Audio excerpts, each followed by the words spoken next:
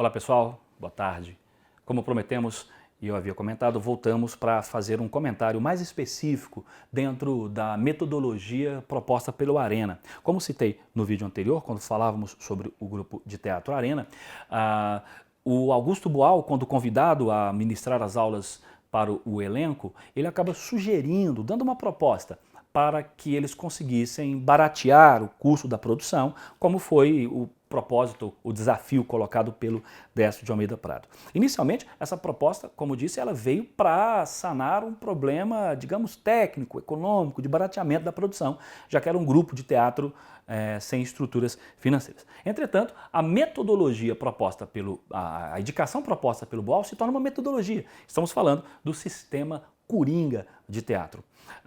A ideia do termo Coringa se dá como nós conhecemos o Coringa na carta do baralho. Esse Coringa acaba tendo a possibilidade de substituir qualquer tipo de valor ou qualquer tipo de número dentro do baralho. E daí surge então essa ideia que, como eu disse, gera uma metodologia de teatro que vai receber uma apreciação muito grande por parte da plateia, por parte do próprio elenco, porque se torna um desafio tanto quanto para o elenco do ponto de vista da interpretação, como também para a plateia. Bom, esse sistema Coringa, na verdade, o Arena vai ganhar uma grande força, como citei também no slide anterior. As organizações estudantis nas diversas universidades começam a também se organizar artisticamente. É quando surgem grupos de teatro, bandas formadas por esses alunos, e aí se criam os chamados CPCs, os Centros Populares de Cultura, que quando o Arena monta ou eles não usam black time, que citamos no vídeo anterior, pela conotatividade política marxista que esse espetáculo tem, ele acaba chamando a atenção, claro, de um setor social mais intelectualizado, contrário àquelas questões políticas que o Brasil havia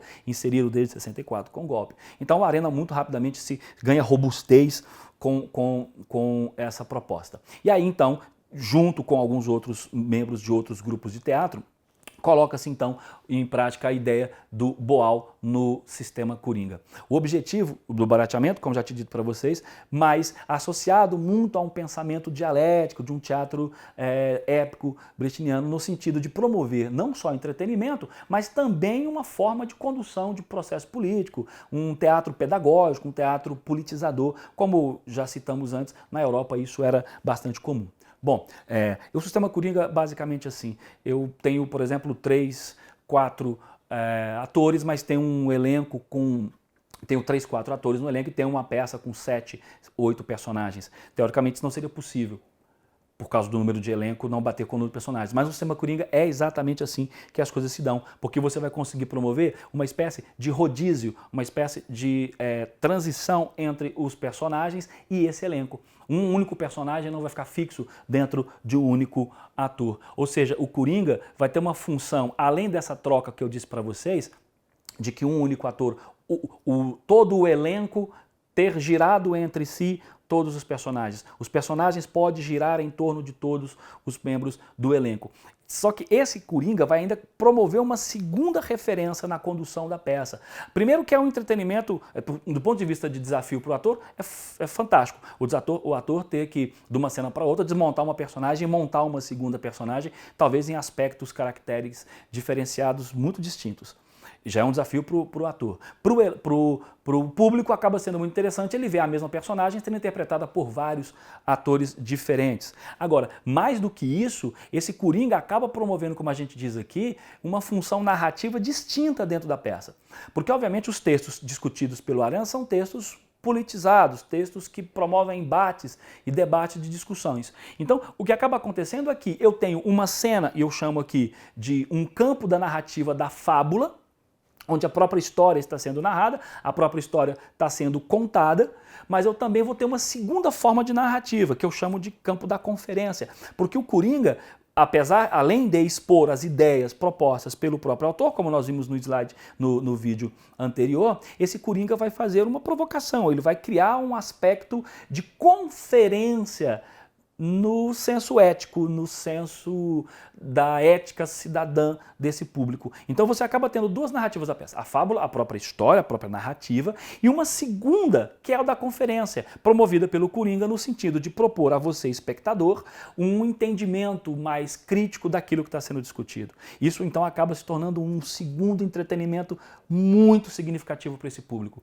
Na visão do próprio Boal, que vocês podem estudar lá no Estética do Oprimido, o Boal não quer, através dessas metodologias, apenas uma ideia de um espectador, ele quer um espectator, ele quer um espectador consciente da sua condição de atuação, não só nas interferências da cena, como no Coringa se faz, porque o público tem o poder de interferir nisso, de tal modo que o Coringa pode pedir para a cena voltar e refazer a cena com outro final, baseado nas argumentações, por exemplo, de um pensamento de conferência desse público. Então, percebam como que é um teatro bastante brechtiano, um teatro bastante didático, porque esse público, consegue perceber que se ele tem a autonomia, através de uma consciência, de alterar as conduções de uma cena, essa cena está narrando questões sociais. Portanto, ele tem também condições de alterar suas próprias cenas sociais. Bom, eu separei para vocês aqui 4 tópicos básicos, 4 procedimentos empregados no sistema Coringa. Primeiro deles, a desvinculação ator-personagem. Ou seja, qualquer ator pode representar qualquer personagem, desde que ele vista a máscara correspondente. É importante, porque senão você cria um aspecto de não entendimento por parte do público. Então esse ator tem que ter uma habilidade muito grande para migrar de uma personagem para outra, tirar uma máscara e colocar uma outra, com figurinos absolutamente básicos, para que não houvesse uma má interpretação desse público. A perspectiva da narrativa unitária. Em que sentido queremos dizer isso? Que o ponto de vista autoral vai ser exposto e defendido na cena pelos personagens, colocando um tipo de entendimento, de uma filosofia ou de uma estética política para o público. Uma terceira proposição desses procedimentos é o ecletismo do gênero, do estilo. Essas cenas, esse espetáculo, ele não vai ter uma necessidade de uma unidade básica de ser trágico ou ser cômico. Você tem aqui, como a gente cita no nosso slide, uma cena com o seu próprio estilo, seja comédia satirizada ou melodramática, independente do conjunto, ou seja, você pode criar uma espécie de uma colagem, um espetáculo feito por colagens de linguagens distintas, de metodologias, de gêneros muito distintos, o que obviamente só amplia a dificuldade para o ator, que em tal cena faz personagem X numa relação dramática, na cena seguinte ele está entrando numa personagem Y, num gênero bastante cômico.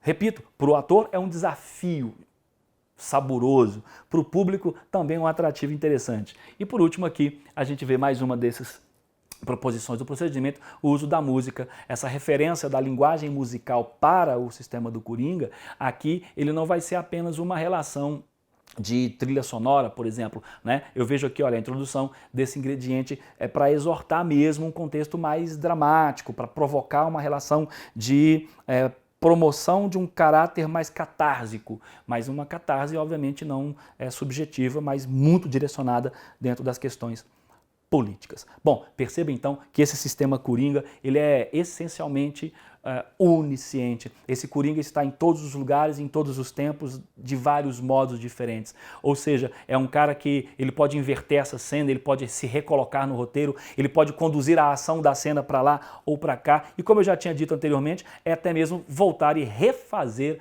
a cena em uma outra perspectiva, valendo-se da proposta original do Boal de fazer-se um espectator, elemento que vocês podem encontrar com muita facilidade e não se esquecer dele, é uma referência do teatro do oprimido do próprio Augusto Boal. Bom, aqui a gente encerra mais uma das nossas dicas, fica aqui um grande abraço, sucesso a todos, até mais, valeu, tchau, tchau.